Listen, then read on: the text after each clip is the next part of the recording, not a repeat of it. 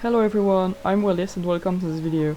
This is the first installment of the Redwood Colony, a project that is going on both here on YouTube and on the Tumblr page of the colony. You can find the link to the Redwood Colony comic in the description. I think it is important to start with the backstory of the colony. The Redwood Colony was created when a group of loners banded together to fight off several dangers. When they realized how strong they were all together, they decided to regroup and to officially form the Redwood Colony. The colony is situated in a large forest between a beach on one side and a tulip place on the other. On the beach lives the saltwave colony, and in the tulip place live the flying sparrows colony.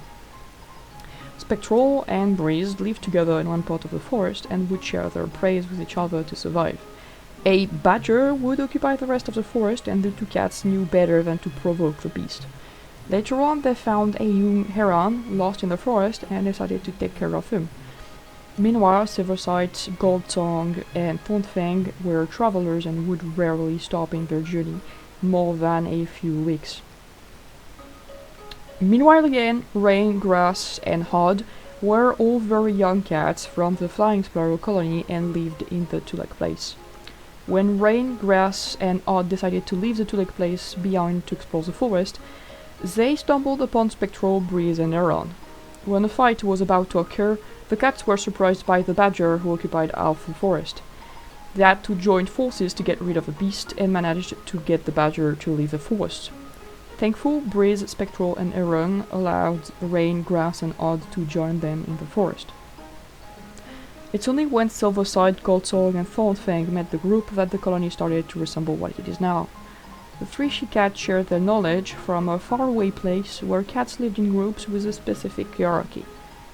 Interested in society, the colony adopted some of the rules for themselves to help organize their daily life. They then changed their names, following the example given by Silverside, Thornfang, and Goldtongue.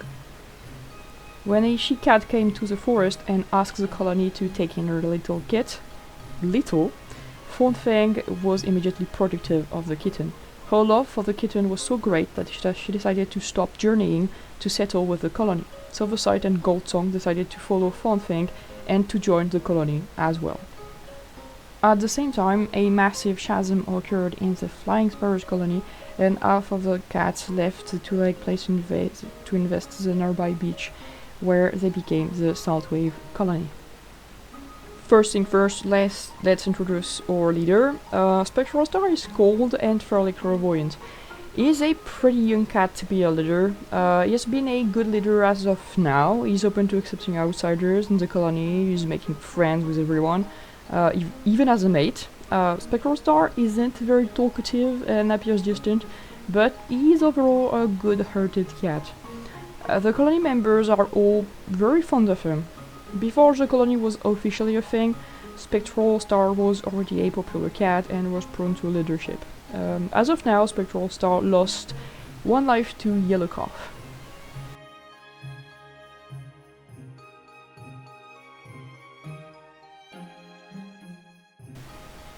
Now let's talk about our deputy, Silverside. She is Spectral Star's mate. She is charismatic, very clever, and a good fighter. She had a crush on Spectral Star at the creation of the colony, and on Moon 6 they were already a couple. Silverside's tail was injured by a fox recently because she has a tendency to attack first and sink after. Silverside is pretty laid back, chill and outgoing. She's a beloved member of the colony. Next comes our healer, Aaron Feather. Aaron Feather was incredibly young when he was recruited, being only 13 months old. Being the only healer of the colony with so little experience was extremely stressful for him. Thankfully, he was regularly helped by several cats, such as Little Tufts, to collect herbs and plants. Despite several injuries this year, Aaron Feather managed to keep everything in order and healed everyone. Our next cat is our clock, Hotspot. As the clock of the colony, Hotspot is capable of receiving and interpreting messages and visions from the Star Cats. He became the clock of the colony pretty late, around Moon 12.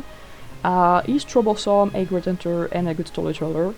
He has an odd personality and is a social butterfly. His friendliness towards strangers and his happy-go-lucky nature tend to put him in awkward or even dangerous situations. As of now, Hotspots has been having crushes on a ton of cats, mainly Grasshopper and Valleyfall. He seems to be pretty gay, which good for you, Hotspots. Now we get to Brizhurt. He's adventurous, a formidable fighter, and an omen seeker. He's a beloved warrior. He mentored Little Tuft, and they now share a father-son bond, which is just really cute. Brizhurt has excellent relationship with everyone, especially with Spectral Star. Little Tuft and Silverside are his closest friends.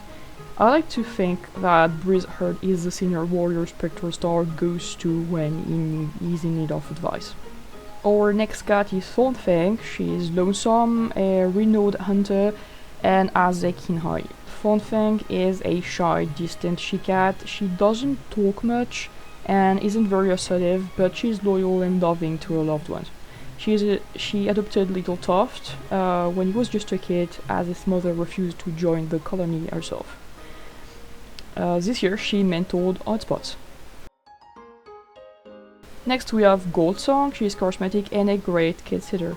Goldsong has a not so good health and easily gets sick. Still, she's an open-minded, bubbly she-cat. She enjoys spending time with kids and apprentices and loves participating in their mouse ball games.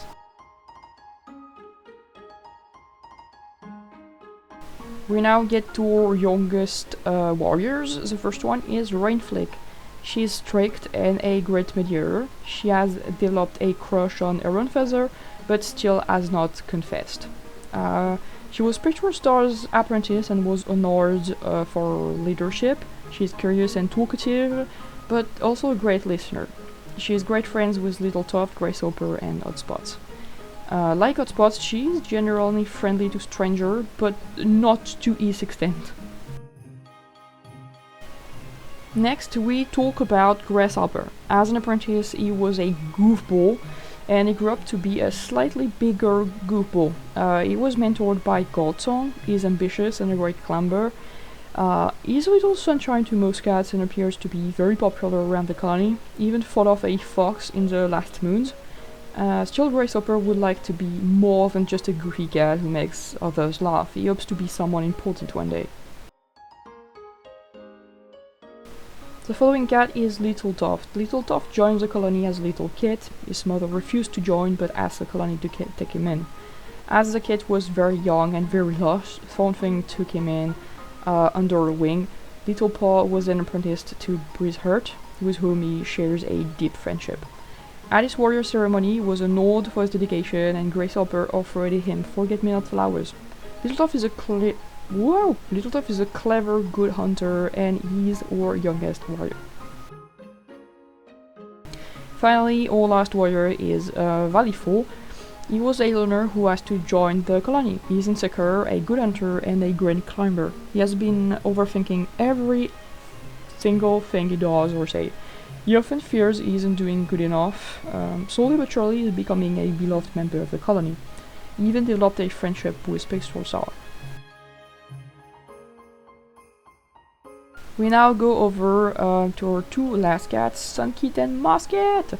Right now they're 2 moons old. Sunkit is sweet and never sits still, while Musket is daring and an avid playfighter. They were found by Aaron Feather next to their deceased mother. Aaron Feather took them to the colony and decided to adopt them as his own. Right now Goldsong has been helping greatly to take care of the kids and to keep them occupied. And here it is. These are all of our current cats. If you are interested, you can find more lore about the Redwood colony on the Tumblr page. I hope you enjoyed this video.